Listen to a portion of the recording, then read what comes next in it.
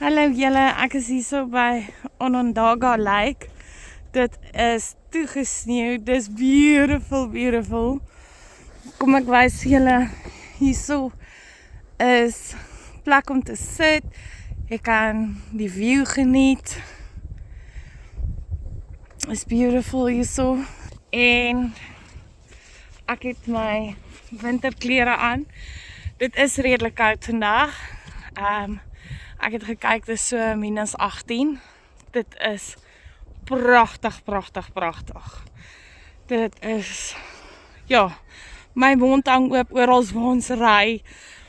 Die geboue, die strate, die sypaadjies, alles is net pragtig, dis skoon, dis veilig. Ek kan nie vir julle vertel hoe hang my mond oop nie.